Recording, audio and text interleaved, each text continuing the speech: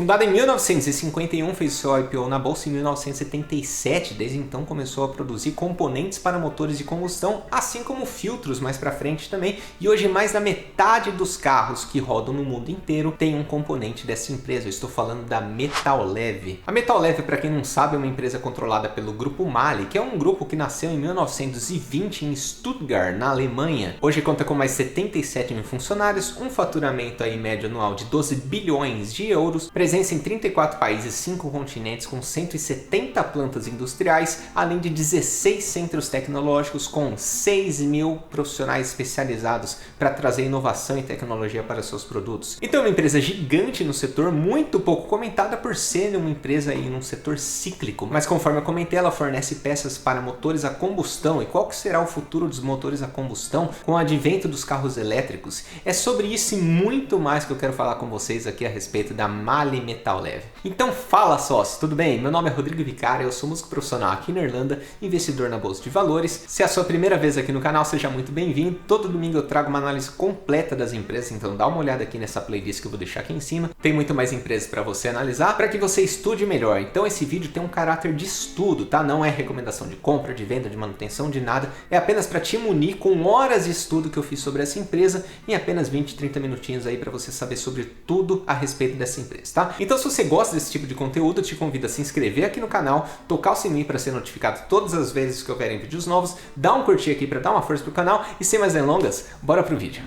Fala, sócio, tudo bem? Vamos fazer aqui a análise da MAHLE Metallev. Vamos falar um pouquinho sobre a história do Grupo MAHLE, tá? Então o Grupo MAHLE ele foi fundado em 1920 por Louis Philipp Mahle em Stuttgart, na Alemanha. E qual que era o foco desse cara? Ele queria trocar os motores de ferro fundido, aqueles motores gigantescos, né, modelo americano, por motores de liga leve, por isso o nome da empresa. Então o Grupo MAHLE, que é esse grupo alemão, ele tem aí 77 mil funcionários, faturamento aproximadamente de 12 bilhões de euros. Eu peguei esses dados, eles são de 2016, tá? São um pouco antigos, mas ainda ajuda a entender a dimensão dessa empresa. Ela está listada entre as 10 maiores empresas do setor, 170 plantas industriais, presença em 34 países e 5 continentes, e o que mais me chamou a atenção dessa empresa, eles têm 16 centros tecnológicos com aproximadamente 6 mil profissionais dedicados, engenheiros, estudiosos, tecnólogos, na Alemanha, Brasil, Estados Unidos, Japão, Grã-Bretanha, China e Índia. Então eles são muito tecnológicos, e uma empresa hoje focada em tecnologia, você tem visto o que tem acontecido, né? Você pega uma Vega, ela tem aproximadamente 3 mil funcionários dedicados a pesquisas tecnológicas. Então isso tem dado muitos resultados para as empresas no longo prazo, tá? Isso é bem importante. Agora falando um pouco da MAHLE Metallev, que é aquela que a gente investe na nossa Bolsa de Valores aqui do Brasil, ela foi fundada em 1951 pelo advogado José Mindlin e Ernst Mahle, que ele veio aqui para o Brasil, se estabeleceu por aqui com o nome Metallev. Eles fizeram aqui o IPO em 1977 e com a graninha do IPO eles foram lá e iniciaram uma fábrica em 1978 em Mogi Guaçu, São Paulo. Em 1981 essa fábrica começa a rodar, né, começa a produzir mais.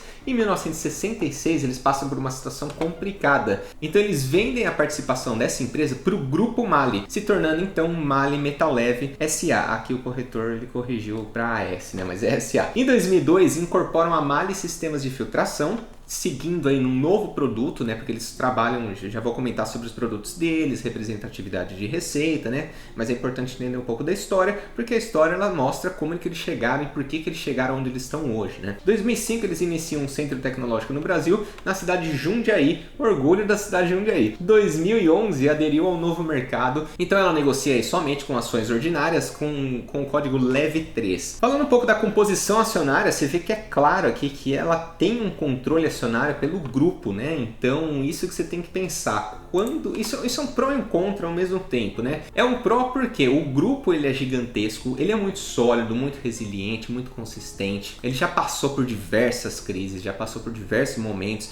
E existe também, entre todas as plantas, entre todos os centros tecnológicos, existe uma troca de experiência, uma troca de tendências, né? O que é tendencioso aí agora nos Estados Unidos? O que vocês estão vendo de oportunidade aí? Vocês estão acompanhando alguma situação da Tesla? Tem alguma coisa que a gente tem que pensar? Então eles estão atentos, né, a essa possível mudança para carros elétricos, então eles estão bem atentos a tudo aí, mas existe o lado ruim, que obviamente ela tem um controlador no exterior com muita potência de simplesmente ir lá e comprar a empresa num momento que desagrada desagrade ao investidor minoritário, tá? Não que eu acredite que isso vai acontecer ou não, mas assim, é sempre esse risco, né? Outras empresas, como por exemplo Energias do Brasil, tem controlador português, a Engie tem controlador francês, então sempre gera esse certo desconforto para o investidor minoritário, tá? A composição acionária, como você pode ver, tem o grupo controlador aqui com 70%. Os 30% de free float eles estão divididos entre 8,2% investidor local, 11,5% investidor estrangeiro e 10,3% pessoa física. Isso me chamou bastante atenção. Você vê que de 2008, essa barrinha aqui, para 2019, foi de 3,5% para 10,3% de pessoas físicas. Então eu fiquei bastante feliz com essa notícia, né? Pessoa física realmente está começando a mudar um pouco o mercado também.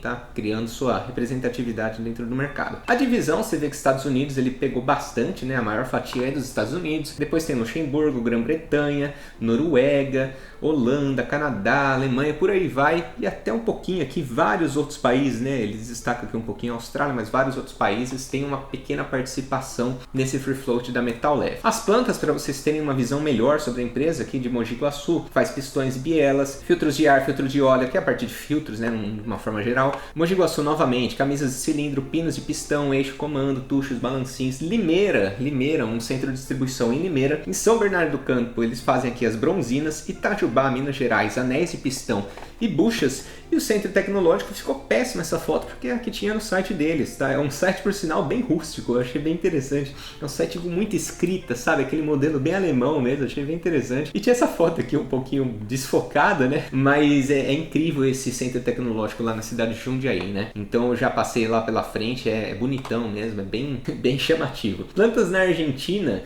então eles têm aqui em Rafaela, que faz válvulas, guias e assentos de válvulas, em Buenos Aires, centro de distribuição. Então você vê que eles são muito sólidos também aqui na América do Sul, tá? Representatividade por produto, o que eles fazem, né, de uma maneira geral? Eles fazem componentes de motores a combustão, já vamos comentar um pouco sobre isso, e filtros. Então daí você pergunta que vem na hora na cabeça, né? Peraí, motor a combustão.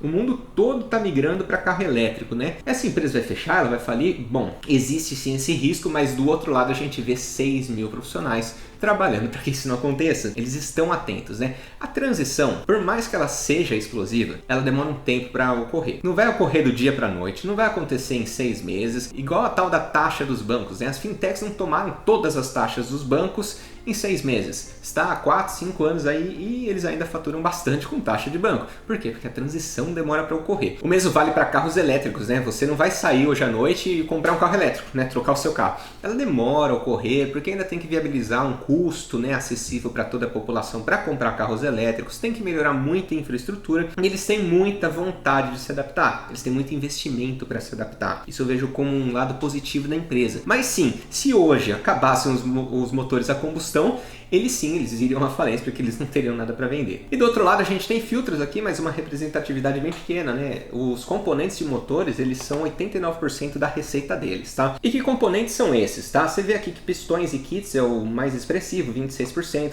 anéis, bronzinas, válvulas, filtros, camisa, porta-anéis e pinos, eixo de comando de válvulas, outros. Eu sou perdido com esse tipo de coisa, tá? Eu não consigo visualizar, não entendo muito bem dessa área, tá? Mas quem quiser deixar um comentário aqui a respeito da empresa, se você entende um pouco mais dessa parte de engenharia automotiva, trabalha na área ou tem interesse pela área, né, sabe bastante, deixa aqui nos comentários para compartilhar mais conhecimento, porque confesso que foge um pouquinho da minha zona de competência essa parte muito mecânica, né, muito de automotiva e tal. Confesso que foge um pouquinho da minha zona de competência, então não entendo muito disso aí não. Mas deixa aí para ajudar a gente. Agora, o principal é você enxergar que eles têm basicamente dois tipos de produtos, componentes para motores a combustão e filtros. Mas dentro dos produtos de motores a combustão, você vai ver que eles têm vários produtos. O mais representativo aqui seria pistões e kits, mas é bem diversificado dentro dessa linha. Veículos e passeio, eu trouxe aqui mais para vocês darem uma olhada nos produtos deles, tá? Eu vou passar meio que por cima, se você quiser você dá uma pausa, né, para ver esses produtos.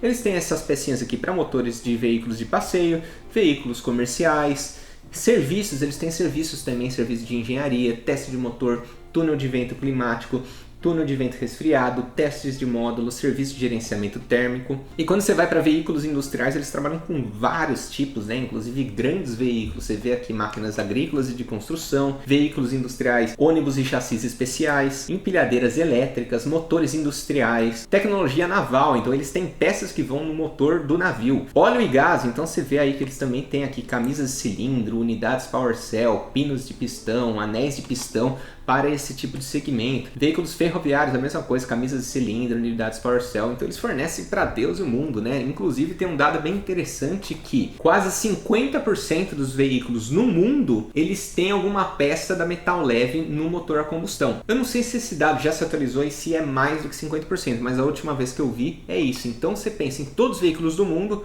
basicamente metade tem alguma peça da metal leve, né? Isso é um número bem expressivo.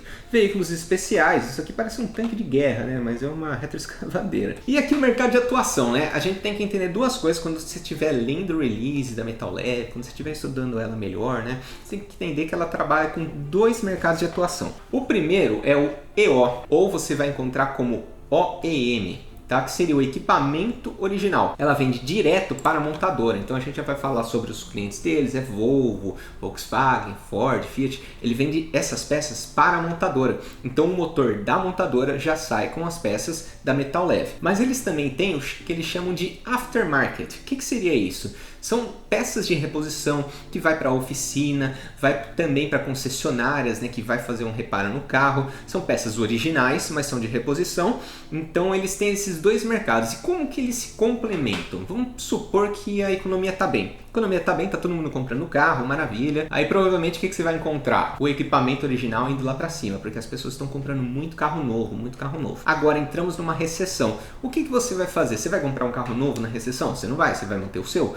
Porém, o seu carro ele vai dar manutenção com certeza, né? E quando der manutenção, você vai levar numa oficina, numa concessionária e você vai encontrar as peças aftermarket. Então, eles meio que se balanceiam na crise. É óbvio que dependendo da crise, o cenário vai ser outro, né? Dependendo da força daquela crise, o cenário vai ser diferente, tá? Mas essa é a ideia e vem dando muito certo, né? Eles estão há décadas aí sem dar prejuízo. E além disso, onde que eles trabalham? Eles têm equipamentos originais, mercado interno, equipamentos originais, mercado externo, que hoje representa mais do que o mercado interno, tá? E é importante dizer que eles chamam aqui de mercado interno tudo que é Brasil e Argentina. A Argentina está nesse bolo do mercado interno. Inclusive, talvez até por isso que o mercado interno deu uma caída boa, porque a situação na Argentina não é nada fácil, né? A gente vai passar um pouquinho aqui rapidamente para vocês entenderem. O mercado de atuação no exterior, você vai ver 45% na Europa, 34,8% na América do Norte, 16% apenas na América do Sul, 4,2% em outros. Então eles estão muito protegidos em moeda forte, euro e dólar. Eles estão muito bem posicionados nesses mercados, tá? Principais clientes, eles têm aqui General Motors, Volkswagen, Fiat, Ford, Daimler, Opel, Volvo, Peugeot,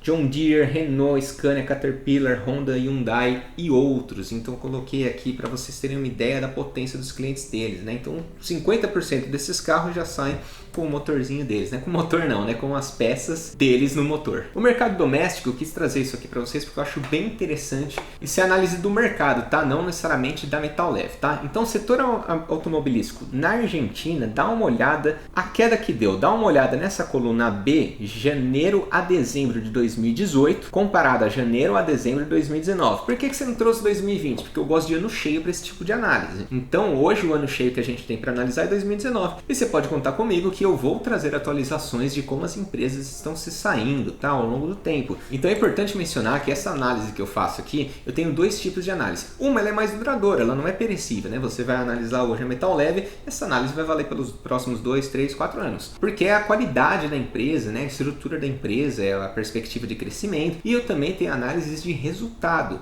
Então, trimestralmente, eu vou trazer aqui a maioria dos resultados para vocês analisarem. Se teve alguma coisa muito expressiva, eu vou trazer aqui para vocês. E lá a gente vai entrar em números, né? Porque os números eles são passageiros, né? O número que eu mostro hoje, talvez daqui 2, 3 anos seja completamente diferente do cenário. Agora, a empresa que eu mostro hoje, o cenário que eu mostro hoje, ele é muito mais durável, tá? Então aqui é uma análise qualitativa, mas ao longo do tempo, conforme for atualizando esse tipo de dado, eu vou trazer para vocês também. E outra coisa, né, onde eu trago muito mais atualizado, né, informações muito mais bacanas, é no Instagram, porque lá eu tenho um contato muito muito mais próximo com vocês. Então assim que sai alguma notícia, sai alguma coisa, eu vou lá e já posto no Instagram para vocês ficarem sabendo logo de cara, tá? Então me segue lá que o conteúdo é bem diferente por lá, tá? Enfim, então você vê que de 2018 para 2019 caiu 45% as vendas de veículos nacionais e importados, veículos leves. E quando a gente vai para veículos médios e pesados, caiu 46%. Venda total de veículo caiu 45% na Argentina. E não espere um número melhor para 2020. Pelo contrário, isso pode ser muito pior, né? Então praticamente não vai vender serviço lá. É incrível, né, o que está acontecendo lá. Ele também tem essa parte de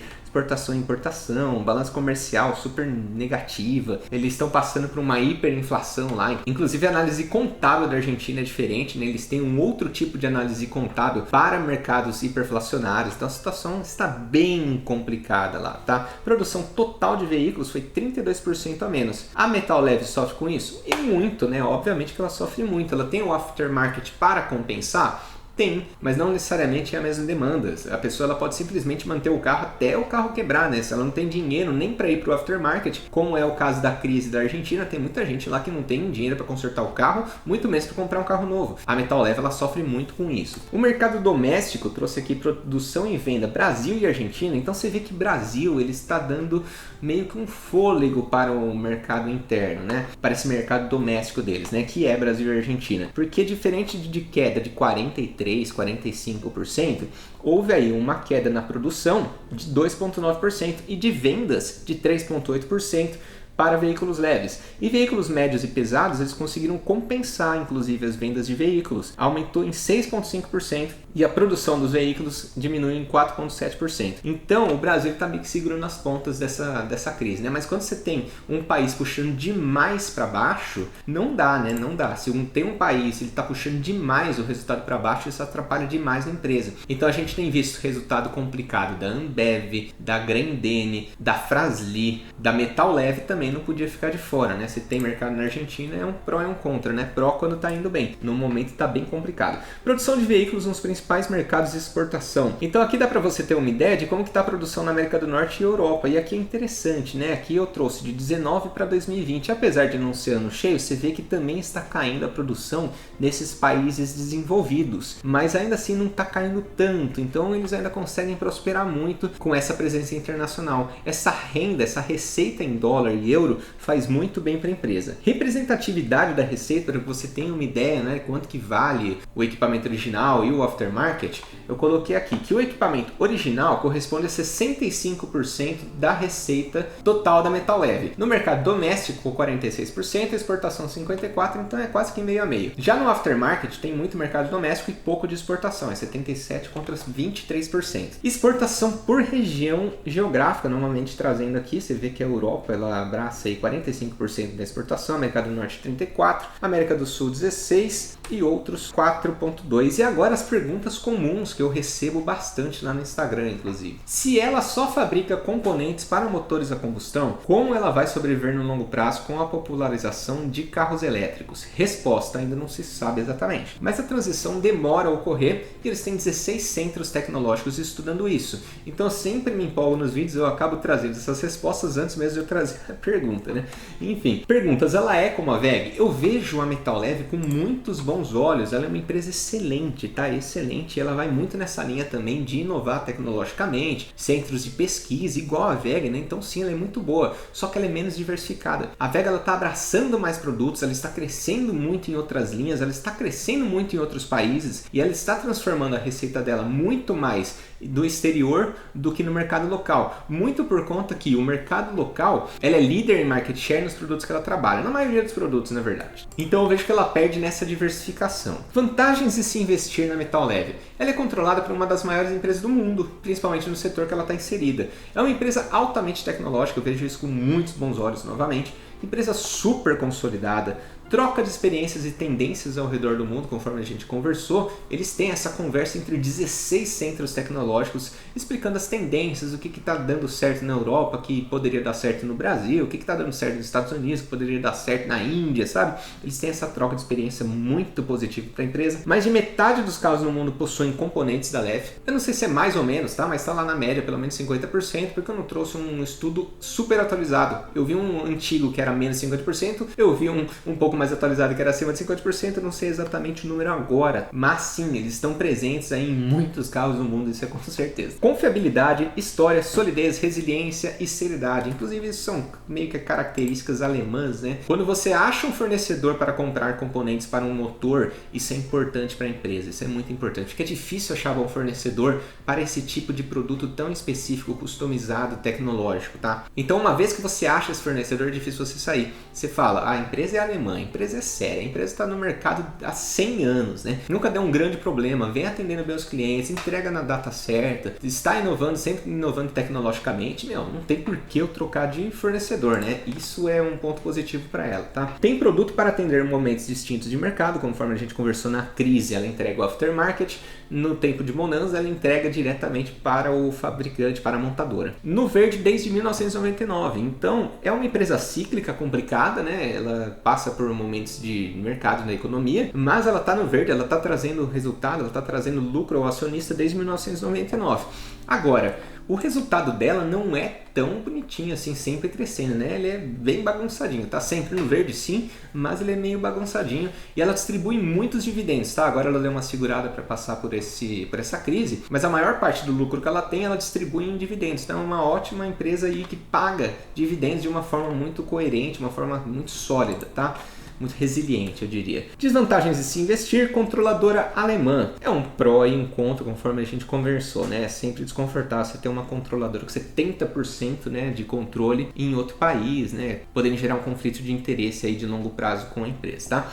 Risco de não se atualizar para carros elétricos. Existe sim esse risco, apesar de eu achar que ele está mitigado, ele é relativamente baixo. O risco ele está lá, ele existe, tem que ficar alerta quanto a isso. O setor é cíclico, então sim, né? O Brasil está indo bem, ela vai bem, o Brasil está indo mal, ela atende pelo aftermarket, mas não é a mesma coisa. A gente viu que 65% da receita dela vem de mercados originais, né? De equipamentos originais, então ela ainda sofre muito com isso, tá?